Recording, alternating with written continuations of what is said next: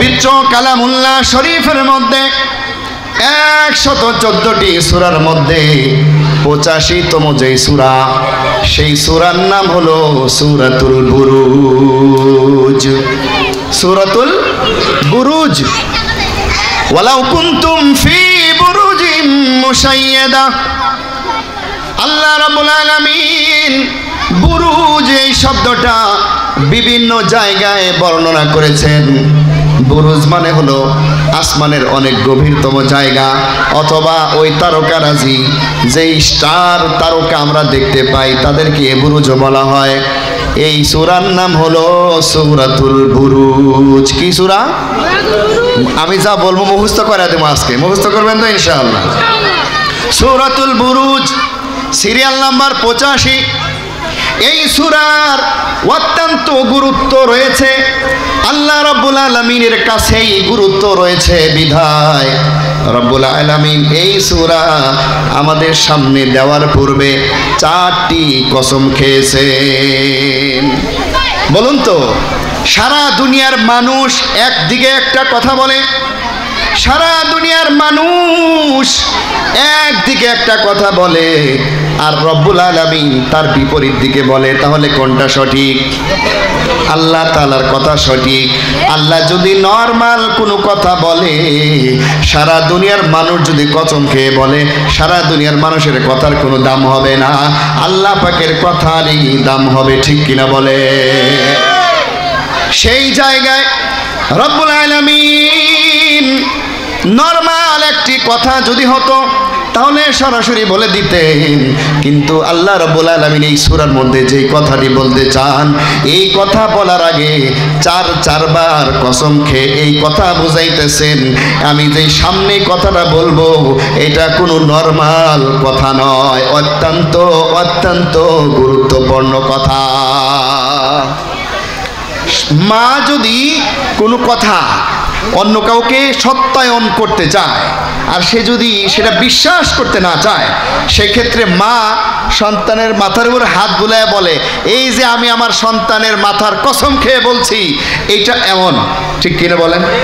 তখন কিন্তু প্রতিপক্ষ বিশ্বাস করে যে সন্তানের মাথার উপর হাত দিয়ে কসম খেয়েছে, সুতরাং এই কথা সত্য।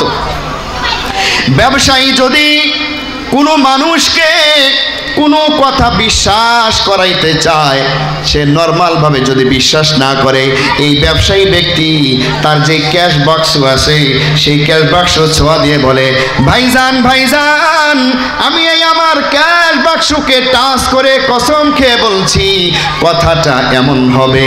এই ক্যাশ বাক্স টাচ খেয়ে কসম করার কারণে যে কেউ তার এই কথাকে বিশ্বাস করে নেবে। ঠিক কিনা বলেন?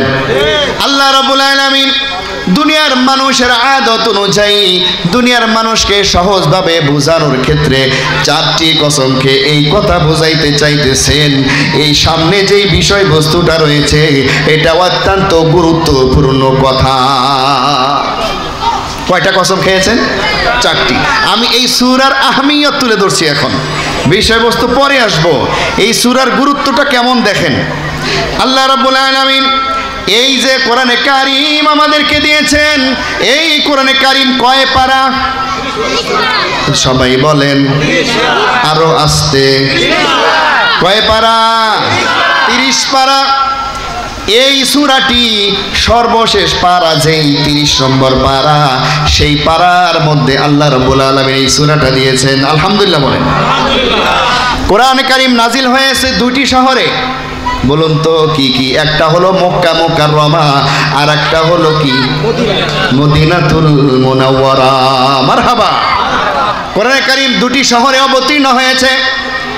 হয়তো কোনো একটি পরিপূর্ণ সূরা মক্কা শরীফে অবতীর্ণ হয়েছে, না হলে পরিপূর্ণ সূরা মদিনা শরীফে অবতীর্ণ হয়েছে, অথবা অধিকাংশ সূরা মক্কা শরীফে যদি অবতীর্ণ হয়ে থাকে আর কিছু অংশ যদি এর বাইরে হয়ে থাকে সেটা মক্কি বলে ধরা হবে। এই হিসাবে আল্লাহ রাব্বুল আলামিন এই সূরাটা মক্কা শরীফে অবতীর্ণ করেছেন। কয়টা বৈশিষ্ট্য গেল? 3টা বলে ফেলছে অলরেডি। 4 নাম্বার, প্রত্যেকটা সূরার আয়াত সংখ্যা আছে, প্রত্যেকটা সূরার আয়াত সংখ্যা আছে। একদম সহজ সূরা। আমরা প্রতিদিন 32 বার যেই সূরাটা পড়ি, সূরাতুল ফাতিহাতে বলেন তো আয়াত কয়টা আছে? মাশাআল্লাহ, কয়টা? সবাই বলেন 7টা, মাত্র 7টা সূরা, 7টা আয়াত আছে। এইরকম প্রত্যেকটা সূরার মধ্যে আয়াত সংখ্যা আছে। সেই সুবাদে এই সূরাতুল বুরুজের মধ্যে মাত্র 22টা আয়াত আছে। কয়টা? 22টা। মুখস্থ করেন। এটা হলো তাফসির। আমি আজকে বয়ান করতেছি না, এটা তাফসির করছি। বয়ান এক জিনিস, তাফসির আরেক জিনিস।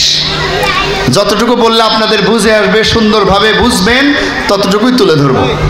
সব বাচ্চারা তো টাকা। এই সূরার মধ্যে আয়াত সংখ্যা কত বললাম?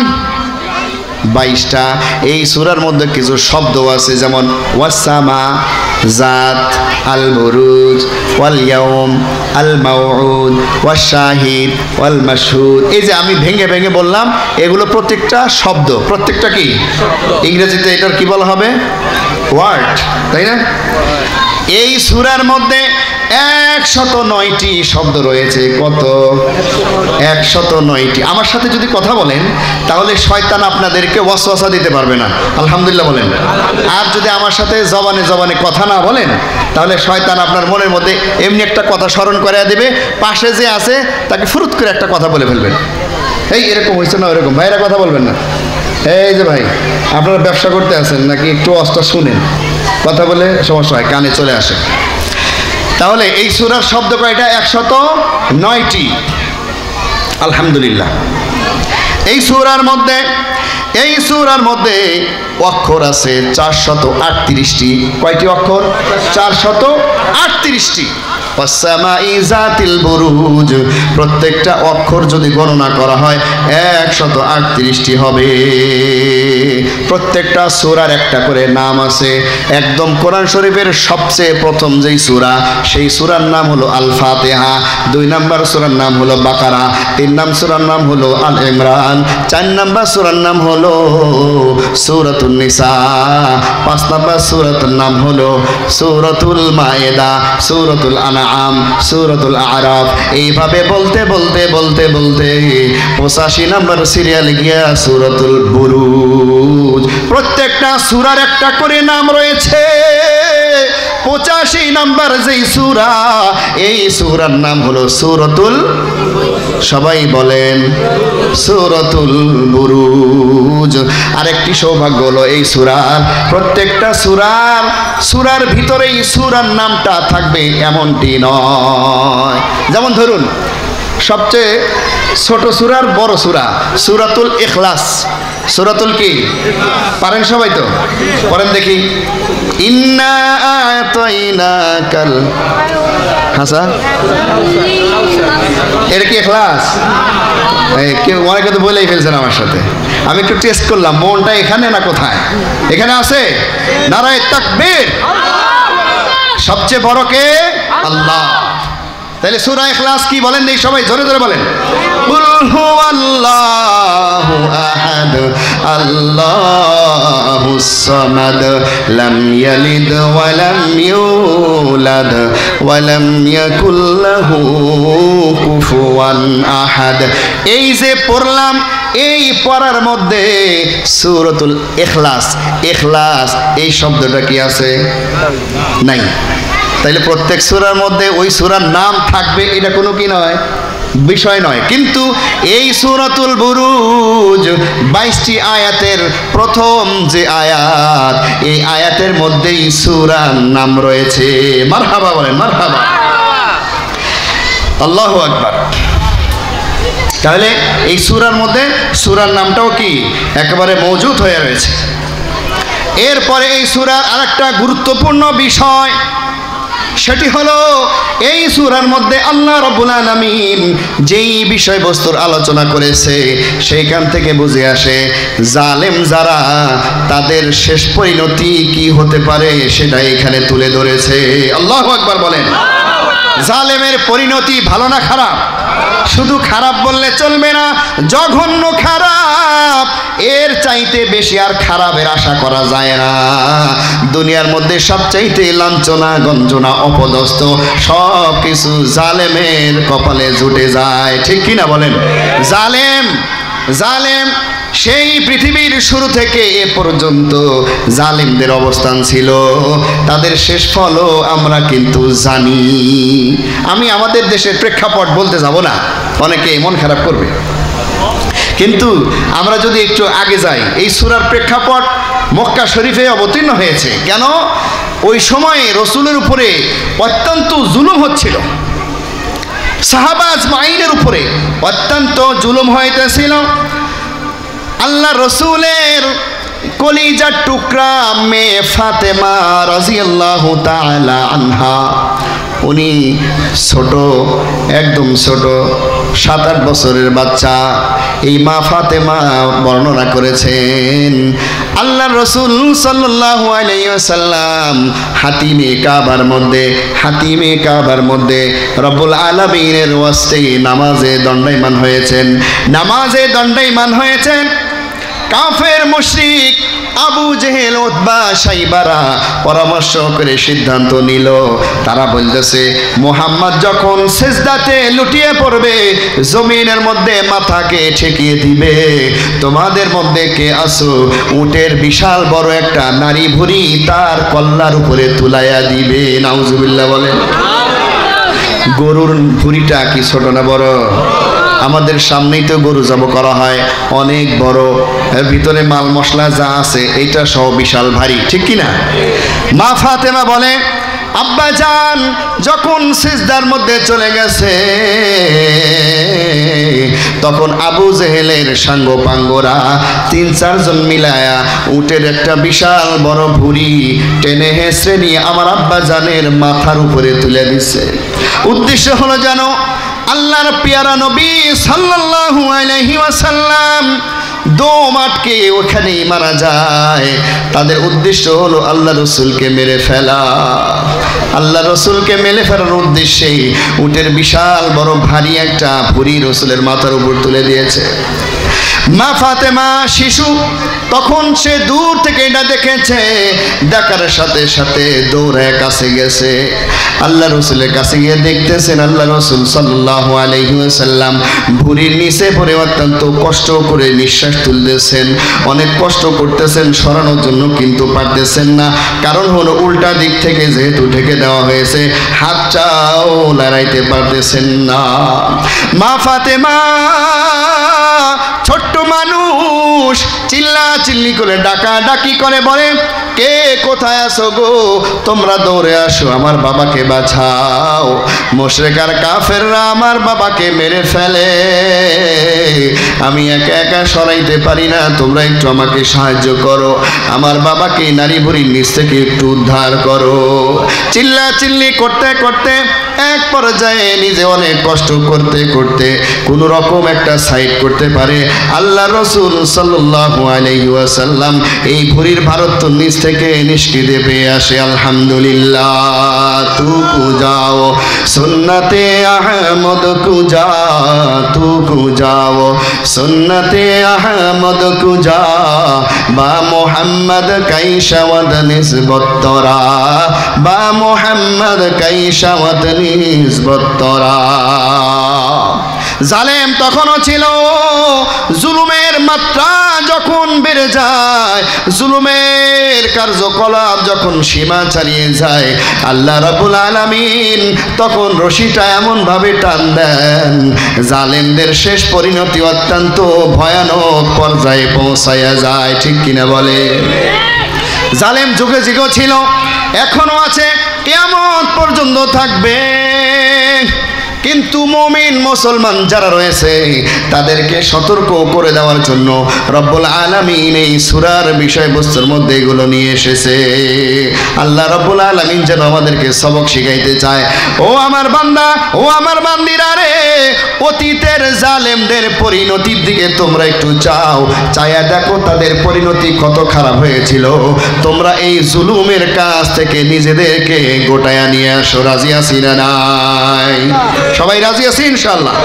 আল্লাহকে মহাব্বতে একটু ডাকেন, লা ইলাহা ইল্লাল্লাহ। সবাই লা ইলাহা ইল্লাল্লাহ, লা ইলাহা ইল্লাল্লাহ, লা ইলাহা ইল্লাল্লাহু মুহাম্মাদুর রাসূলুল্লাহ সাল্লাল্লাহু। এরপরে বৈশিষ্ট্য আল্লাহ রাব্বুল আলামিন এই সূরার মধ্যে যেটি দিয়েছেন সেটি হলো জালেমরা জুলুম কোন মানুষের উপরিত করেছে, ঠিক কিনা বলেন? কোন মানুষের উপরে অবশ্যই জুলুম করেছে। আল্লাহ রাব্বুল আলামিন খুশখবরি দিয়েছেন যারা মজলুম, যারা অত্যাচারিত, যাদেরকে কষ্ট দেওয়া হয়েছে, ও আমার বান্দা, ও আমার বান্দি, তোমরা যারা জালেমের শিকার হয়েছো, তোমরা আমার কাছে চাও, তোমরা যা চাইবে আমি আল্লাহ কবুল করে নেব। তু দাতা है के देने के लिए, तू दाता है के देने के लिए, नहीं मैं तेरे दरबार छाऊ किस कर कहे। আল্লাহ রাব্বুল আলামিন এমন দাতা যে আল্লাহ তাআলা মজলুমদেরকে বলছেন তোমরা আমার কাছে যা চাইবে আমি সেটাই দেব। মজলুমের দোয়া ফেরত দেওয়া হয় না, মজলুমের দোয়া কি করা হয় না? ফেরত দেওয়া হয় না। এটার প্রতিফল ঘটবে দুদিন আগে অথবা পরে, অবশ্যই ঘটবে। এই জন্য যারা অত্যাচারিত হয়েছি, টেনশনের কোনো কারণ নাই, ভয়ের কোনো কারণ নাই। আমরা আল্লাহর কাছে যা বলেছি সেটা অবশ্যই আল্লাহ তাআলা দিবেন। আমিন বলেন, আমিন। আল্লাহ রাব্বুল আলামিন এই সূরার মধ্যে সবচাইতে বড় যে বিষয়টা নিয়ে এসেছে সেটা হলো, এই বিষয়টা হলো 4 প্রকারের কসমকে গুরুত্বপূর্ণ বুঝাইয়া দিয়া সামনের কথাকে তুলে ধরবেন। এই সূরার গুরুত্ব এত বেশি, 4 বার কসম খেয়ে এই সূরার পরবর্তী বিষয়বস্তু আল্লাহ রাব্বুল আলামিন তুলে ধরবেন। আর পাশাপাশি আমি 2টা ফজিলত বলে আমি সূরার তরজমা ব্যাখ্যায় যাব ইনশাআল্লাহ। ওয়া মা তাওফীকি ইল্লা বিল্লাহ। আমিন বলেন, আমিন। সবাই বলে নাই, বলেন আমিন। আল্লাহ রাসূল সাল্লাল্লাহু আলাইহি ওয়াসাল্লাম হাদিস শরীফের মধ্যে ইরশাদ ফরমান, কোন ব্যক্তি যদি সূরাতুল বুরুজ তেলাওয়াত করে, কোন সূরা? সূরাতুল বুরুজ। কোন ব্যক্তি যদি তেলাওয়াত করে তাহলে দুনিয়ার মধ্যে যতগুলো জুমার দিন আছে, যতগুলো আরাফার দিন আছে, প্রত্যেকটা জুমা এবং আরাফার দিনকে হিসাব করে প্রত্যেকটা দিনের মধ্যে 10টা করে নেকি তার আমলনামায় দেওয়া হবে। সুবহানাল্লাহ। অসংখ্য অগণিত সওয়াব রয়েছে এই সূরার মধ্যে। আরেক হাদিসের মধ্যে প্যারা নবী সাল্লাল্লাহু আলাইহি ওয়াসাল্লাম বলেন, কোন ব্যক্তি যদি সূরাতুল বুরুজ তেলাওয়াত করে, এমনিতেই আসরের নামাজের পরে সূরাতুল বুরুজ তেলাওয়াত করা মুস্তাহাব। কোন ব্যক্তি যদি সূরাতুল বুরুজ তেলাওয়াত করে এই দুনিয়ার মধ্যে তার আর কোনো দুঃখ কষ্ট থাকবে না। আলহামদুলিল্লাহ বলেন, আলহামদুলিল্লাহ। পাশাপাশি এই ব্যক্তি জান্নাতি হয়ে যাবে, জান্নাতের মধ্যে তার অনেক বেশি মর্যাদা আর মর্তবা আল্লাহ রাব্বুল আলামিন দান করবেন। আলহামদুলিল্লাহ। তাহলে এই সূরা আমরা যারা কোরআন পড়া জানি আমরা তেলাওয়াতের চেষ্টা করব ইনশাআল্লাহ। এখন আমি ওই সূরার তরজমার কিছু ব্যাখ্যার দিকে যাই ইনশাআল্লাহ। আধা ঘন্টা চলেও গেছে বিষয়বস্তু বলতে বলতে। সূরাতুল বুরুজের মধ্যে আল্লাহ রাব্বুল আলামিন সর্বপ্রথম যে আয়াতে কারিমা নিয়ে এসেছেন, ওয়াস-সামাই যাতিল বুরুজ। কসম, আল্লাহ তাআলা বলতেছেন কসম ওই আসমান সমূহ, ওই তারকা সমূহ, বুরুজ তারকাও বলা হয়েছে।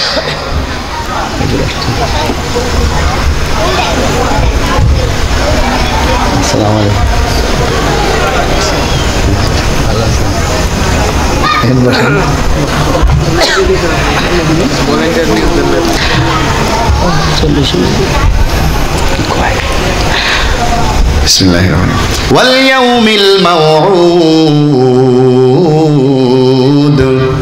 কসম, আল্লাহ তাআলাই বলতেছেন কসম ওই দিনের যে দিন কিয়ামত কায়েম হয়ে যাবে। কিয়ামতের দিন আছে না নাই? কিয়ামতকে বিশ্বাস করতে হবে, এটা ঈমানের একটা বিষয়বস্তু। কোনো ব্যক্তি যদি কিয়ামতের দিবসকে অস্বীকার করে তাহলে সে ঈমানদার থাকবে? থাকবে না। ওয়াল বাসি বাদাল মাউত, বিশ্বাস করতে হবে। ওয়া শাহিদিন ওয়া মাশহুদ,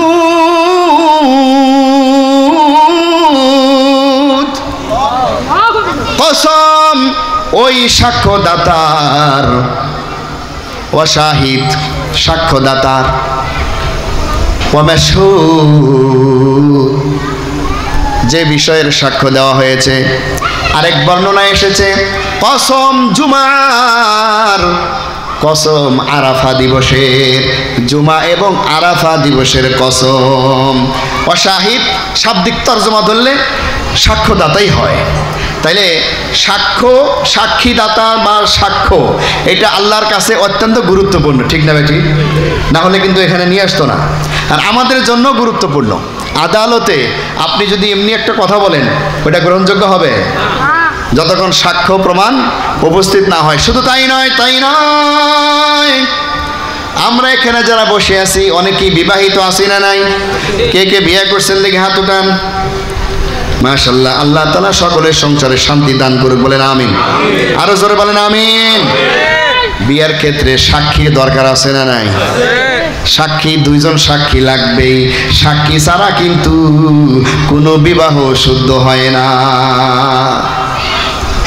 অনেক বন্ড আছে কয়, মানে প্রেমিক প্রেমিকা একসাথে একটা জায়গায় গিয়ে বলে এই নাও চন্দ্র এবং সূর্য এই দুইটাকে সাক্ষী রেখে আমি তোমারে বিয়ে করলাম, তুমি রাজি? কয় হ্যাঁ আমি রাজি।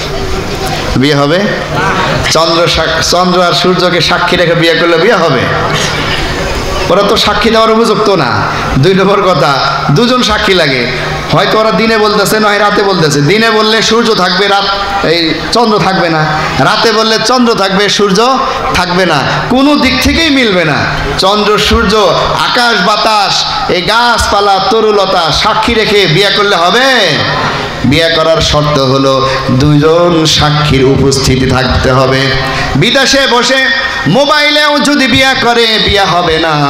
একই মজলিসে দুজন সাক্ষী রেখে বিয়ে করতে হবে। সুতরাং সাক্ষ্যর অনেক বেশি গুরুত্ব আছে। এই জন্য আল্লাহ তাআলা এইভাবেই বলেছেন যে সাক্ষ্যর কসম। সুতরাং আমরা এই বিষয়টা, আমি এখানে আরো কথা ছিল কিন্তু সময় আমাকে নির্ধারণ করে দেওয়া হয়েছে, সময় নাই আর। কুতিলা আসহাবুল উখদুদ, কুতিলা আসহাবুল উখদুদ, বরবাদ ধুলিসাৎ আসহাবুল উখদুদ। আসহাবুল উখদুদ দ্বারা বিশাল বড় একটা ঘটনা আল্লাহ রাব্বুল আলামিন আল্লাহ রাসূলকে সান্ত্বনা দেওয়ার জন্য মক্কা শরীফে এই অবতারণা করেছেন। এটাই হলো আসল মাকসাদ। অতীতে 4টি কসম খেয়ে, অতীতে 4 বার এই কথার গুরুত্ব বুঝাইতে গিয়া কসম খাওয়ার পরে যেই কথাটি উপস্থাপনা আল্লাহ তাআলা করেছেন সেটা হলো কুতিলা আসহাবুল উখদুদ। এই আয়াতের ব্যাখ্যা, এই আয়াতের তাফসীর হলো আসল উদ্দেশ্য। আল্লাহ রাব্বুল আলামিন আল্লাহ রসুলকে নবুয়তির দায়িত্ব দিয়ে মক্কা মুকাররমায় অলিতে গলিতে পাহাড়ে পর্বতে নিচু জায়গা উঁচু জায়গা জনমানব শূন্য এলাকা জনমানব এলাকা সব জায়গায় দাওয়াতের দেওয়ার জন্য হুকুম করেছেন। ইয়া আইয়ুহাল মুদ্দাসসির কুম ফাআনজির ওয়া রাব্বাকা ফাকাব্বির ওয়া রাব্বাকা ফাকাব্বির। হে কম্বলওয়ালি উঠেন, আপনি আর শুয়ে থাকার টাইম নাই, আপনি আর বসে সময় কাটানোর সময় নাই, আপনি উঠেন বের হন, আপনার রবের কথা মানুষের কাছে কাছে গিয়ে বলতে থাকে।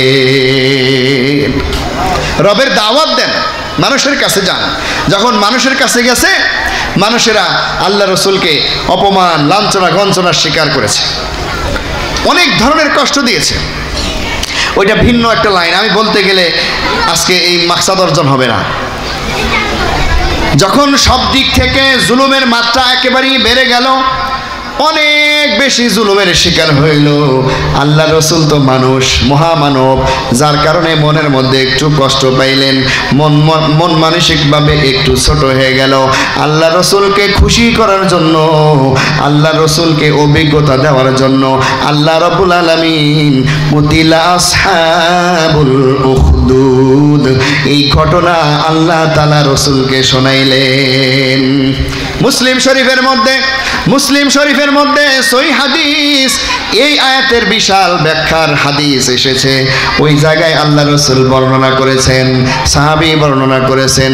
আল্লাহ রসুল বলেন, আল্লাহ তাআলা কুতিলা আসহাবুল উখদুদের ঘটনা এইভাবে বলেছেন, আগের জমানায় মুলকি ইয়ামান দেশের মধ্যে একটা বাদশা ছিল। বাদশাটা ছিল জালেম। বাদশা কি ছিল?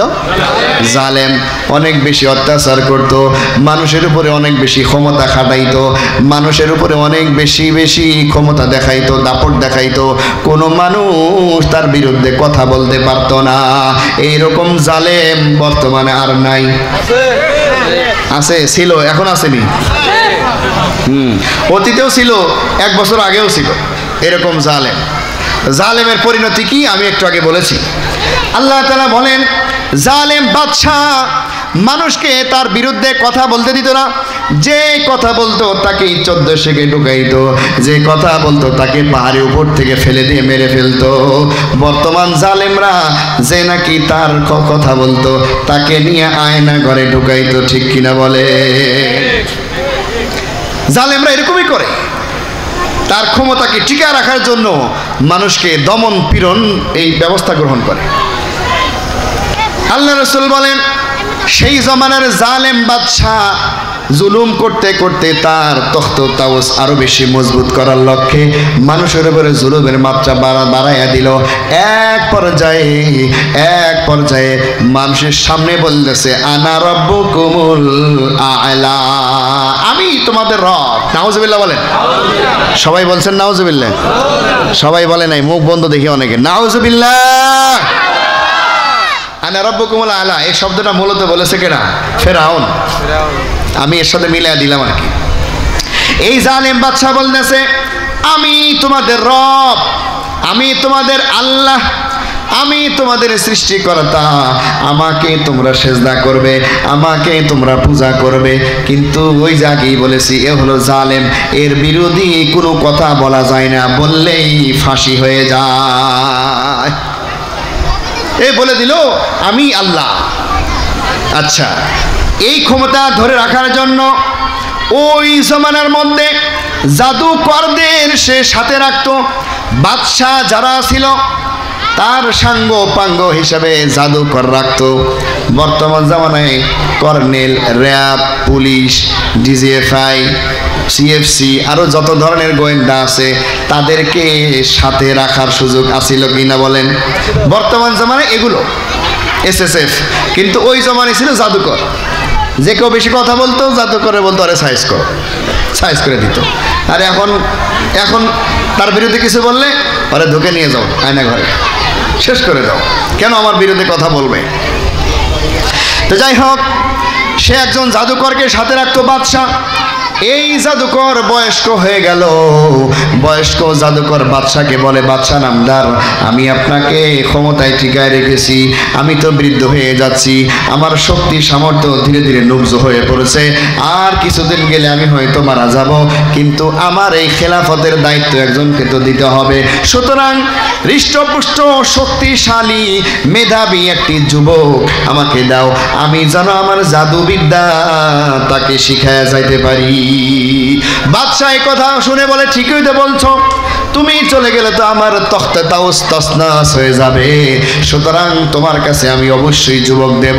বাদশাহ খুঁজতে একটা সুন্দর সুঠাম দেহের অধিকারী একটা বালক পাইল, যে নাকি অনেক মেধাবী, অনেক বেশি শক্তিশালী, অনেক বেশি জ্ঞানী।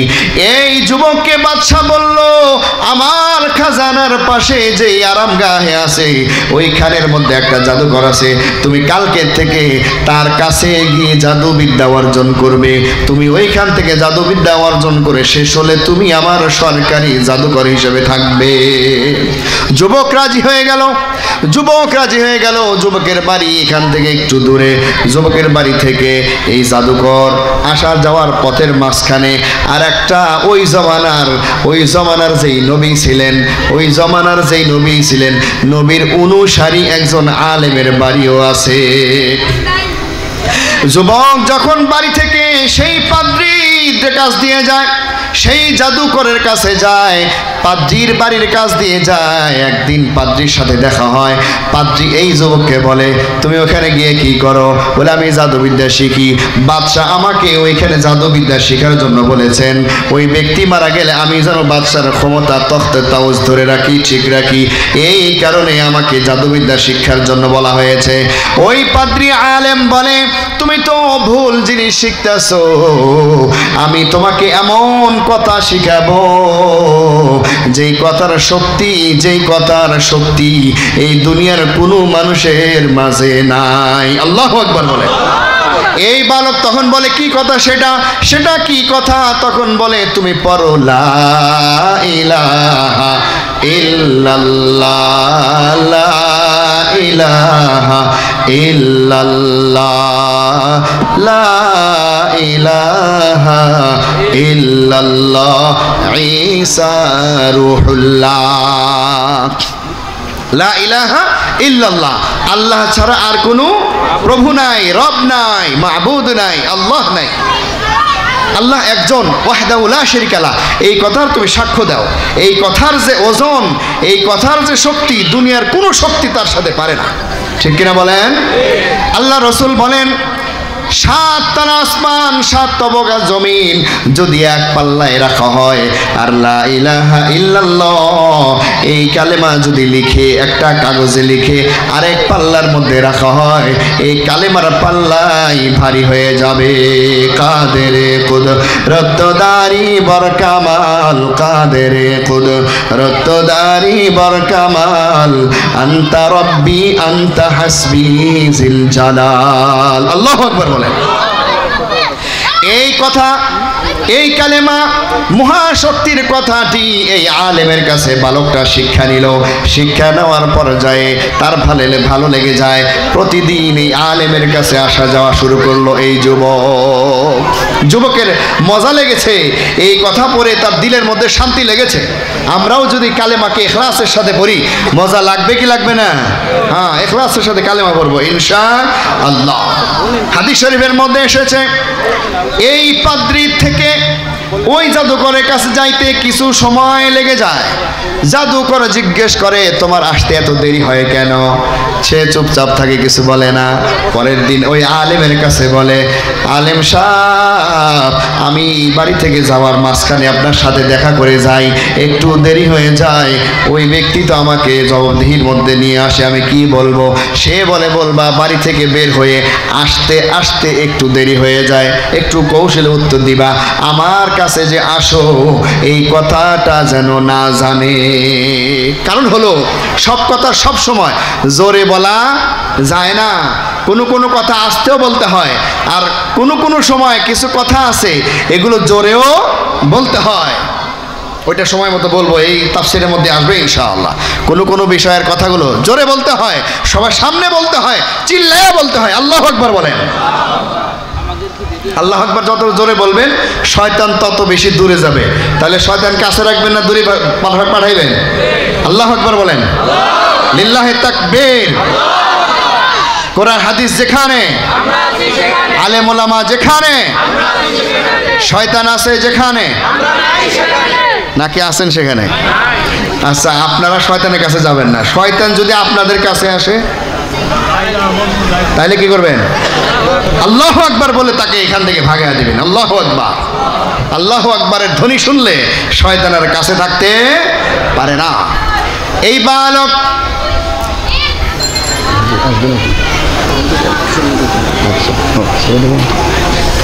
আচ্ছা, বক্তা ভাই অনেক মাশাআল্লাহ, 5-7 জন বক্তা আছে। কারণ আমি যদি কথা বলতেই থাকি, ওনাদের হক আদায়, মানে ওনাদের হককে নষ্ট করা হবে।